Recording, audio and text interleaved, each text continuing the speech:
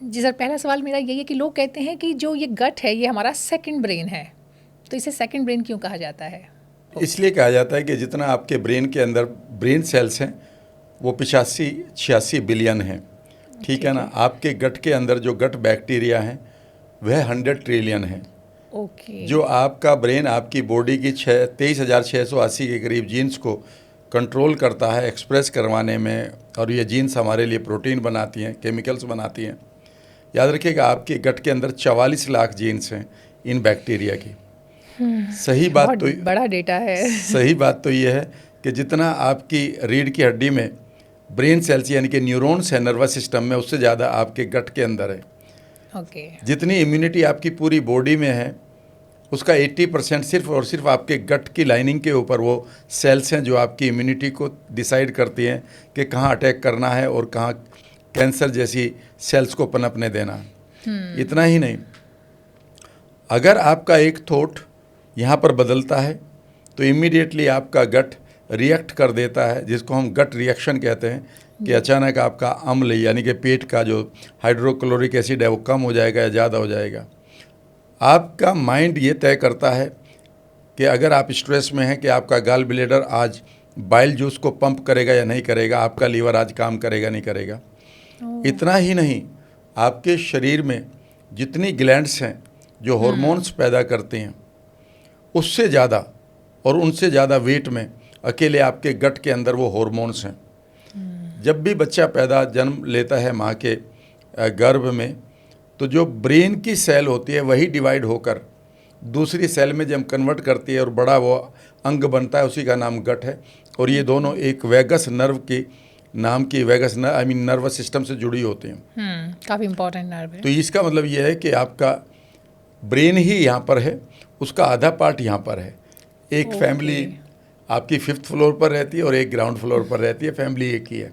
ये गड़बड़ करेगा तो उधर गड़बड़ है, तो आप ये समझिए। इसलिए इसको सेकंड ब्रेन कहा जाता है। कुछ किताबों में लिखा है बहुत जल्दी इसको फर्स्ट ब्रेन कहना शुरू कर देंगे, क्योंकि इस ब्रेन से ज़्यादा इसका काम है। तो चलिए ये बताइए कि ये ब्रेन का जो काम है ये तो हम ज़रूर समझेंगे, इस ब्रेन की बात कर रहे हैं, लेकिन अगर मैं एक लेमैन आम आदमी की भाषा में कहूँ तो गट हेल्थ है क्या? क्या सिर्फ पेट इसमें आएगा, या फिर इसमें क्या क्या चीज़ें आएंगी और क्या क्या चीज़ों को आप कहेंगे कि जो गट हेल्थ से जुड़ी हुई हैं? यही आम आदमी के साथ एक बहुत बड़ा एक तरह से पहेली बनी हुई है। वो पेट को ही सब गट मान लेता है। जी। आपका गट आपके मुंह से शुरू होता है, यानी कि जो सलाइवरी ग्लैंड से ये आपके गट का पार्ट है, जो सलाइवा बनता है। सलाइवा के बाद जब आप खाने को चबाते हो, उस खाने में क्या क्या है इस चीज़ को आपका मुंह के सेंसर्स यानी कि गट यही है, ये तय कर देते हैं और आपके माइंड को बता देते हैं कि हमारे पास इतना प्रोटीन, कार्ब और इतना फैट जा रहा है। उसी के हिसाब से आपका आगे तैयारी शुरू हो जाती है।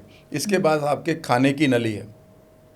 खाने की नली के बाद आपका पेट है, जहाँ पर कोई भी खाना जाता है और 1-1.5 घंटे से लेकर 3-4-5 घंटे तक वहीं पर रहता है खाने की क्वालिटी के अनुसार, और उसमें वहाँ पर हाइड्रोक्लोरिक एसिड निकलता है जी। और वहाँ पर उसकी ग्राइंडिंग होती है, मिक्सिंग होती है।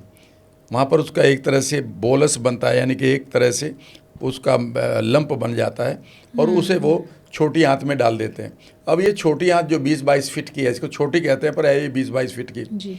यहाँ पर आपका गट मेन शुरू होता है और यहाँ पर आपकी आंतों के ऊपर एक लाइनिंग होती है और वो लाइनिंग इतनी पतली होती है जैसे पानी के ऊपर आपके तेल की लाइनिंग होती है, इतनी मोटी होती है। और ये लाइनिंग इतनी इंटेलिजेंट होती है कि ये तय करती है कि खाने में आपने कितने न्यूट्रिएंट खाए हैं, उन्हें ये जाने देगी आपके ब्लड में।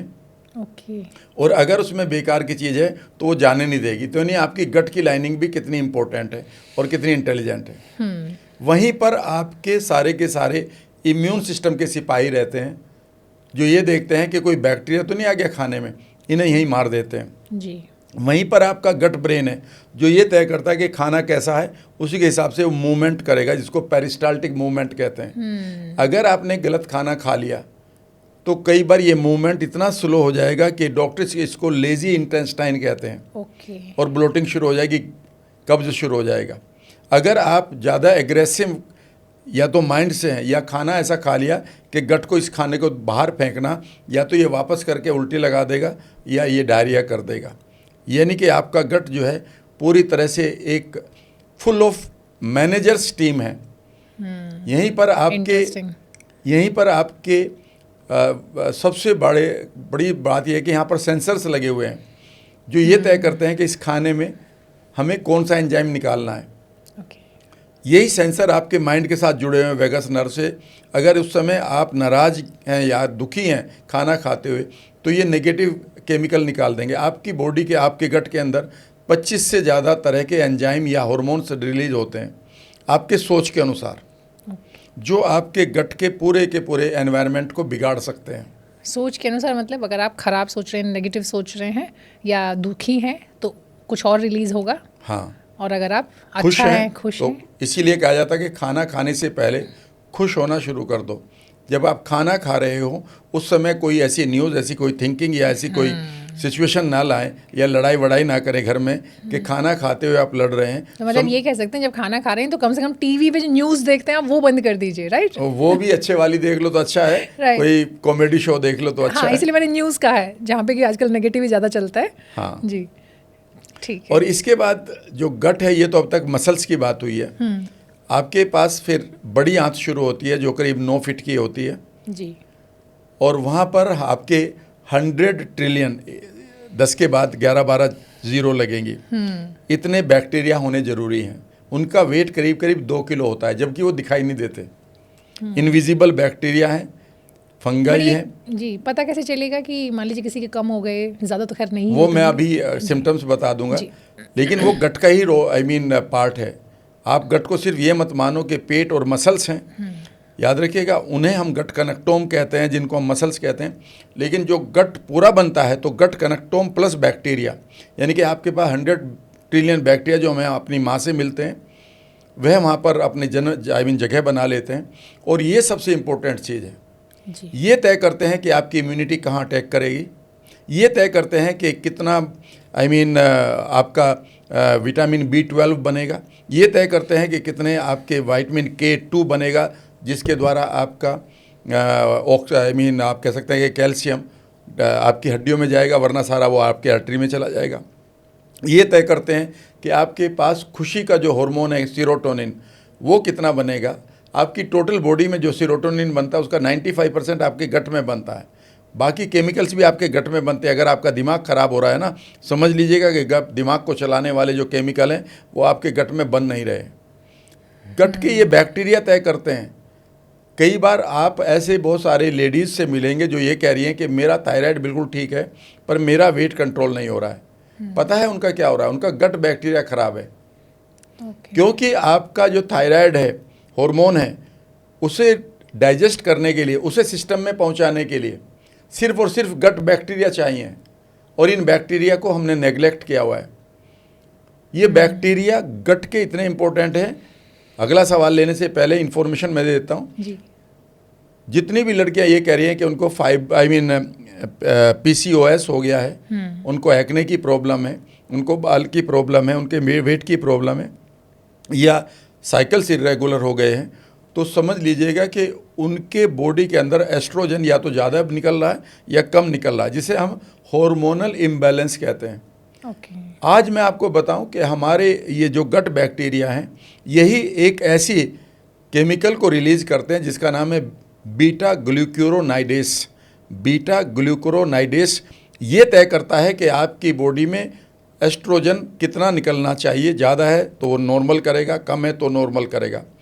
अगर वो बीटा ग्लूकुरोनाइडेस रिलीज़ नहीं हो रहा है आपकी बॉडी में तो एस्ट्रोजन आप तबाही मचाने को तैयार है। यंग लड़कियों की हालत आप देख रहे हैं कि PCOS, PCOD, चेहरे पर बाल अचानक एक तरह से बढ़ जाते हैं लड़कियों के।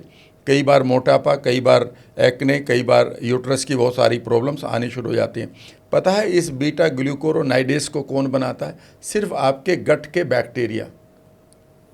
लेकिन हम इन चीज़ों को समझ ही नहीं पाते हैं। अगर पूरा वर्ल्ड आप देखने लगे तो गट के बैक्टीरिया के ऊपर ही रिसर्च चल रही है। ये पा लिया है उन्होंने कि जितनी भी बीमारियां हैं, और ये कमाल की बात है, ये गट के बैक्टीरिया अपने एक विशेष केमिकल के द्वारा वेगस नर्व से अपना मैसेज आपके माइंड को पहुंचाते हैं। तो आपको इस समय जो जीवित रखे हुए हैं वो 2 लोग जीवित रखे हुए हैं, एक आपका माइंड और एक आपके गट के बैक्टीरिया, और इन दोनों को ही हम लास्ट में लेते हैं। तो ये बताइए कि ये गट के जो बैक्टीरिया हैं और क्या क्या करते हैं? देखिए, एक गट का एक बैक्टीरिया है अच्छे वाला, जी। उसका नाम है लैक्टोबैसिलस रोटेरी। अगर उसकी कमी आपको पड़ जाएगी तो आपकी स्किन खराब होने लगेगी, बाल खराब होने लगेंगे। इतना ही नहीं, लैक्टोबैसिलस रोटेरी नाम का ये बैक्टीरिया आपकी बॉडी के अंदर या हमारी बॉडी के अंदर ऑक्सीटोसिन निकालता है, जो लव केमिकल होता है। जी। इसकी कमी के कारण लोगों में रिश्ते टूटते हैं और इतने यहाँ तक कि तलाक होते हैं। एक किताब पढ़ेंगे अगर the good gut the super gut, उसमें ये पूरी इन्फॉर्मेशन आई हुई है। ओके। एक गट का बैक्टीरिया है हमारा, उसका नाम है लैक्टोबैसिलस रोटेरी। लेडीज़ में बहुत लेडीज़ को कई बार प्रॉब्लम आती है कि उनको यूटीआई होता रहता है जी। और वो कई बार एंटीबायोटिक खाते रहते हैं। एंटीबायोटिक से ये और के बैक्टीरिया मर जाते हैं। हाँ, वो तो जो और बचे कुछ अच्छे हैं वो भी खत्म हो मर जाते हैं। याद रखिएगा, लैक्टोबैसिलस गसेरी उनको एकदम से खाना चाहिए। वह उनकी जो यूटीआई है उसको कम कर देगा, डाइजेशन को बेहतर बनाएगा, वेट को मैनेज करेगा।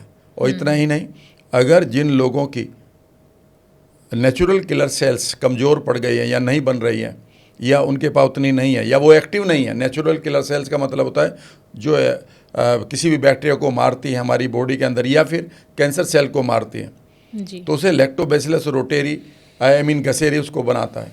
एक बैक्टीरिया हमारे अंदर अकरमेंशिया, वह हमारी अगर गट की लाइनिंग ख़राब हो जाए और उसमें छेद हो जाए तो उसे हम लीकी गट कहते हैं। ये गट का बैक्टीरिया ही उसे बनाता है, उसकी कोई दवाई नहीं है। और अगर वो गट लाइनिंग ख़राब हो जाए तो सारे बेकार के विष भी हमारी बॉडी में चले जाते हैं और स्किन डिजीज़ होने लगती है, फंगल इन्फेक्शन होने लगते हैं।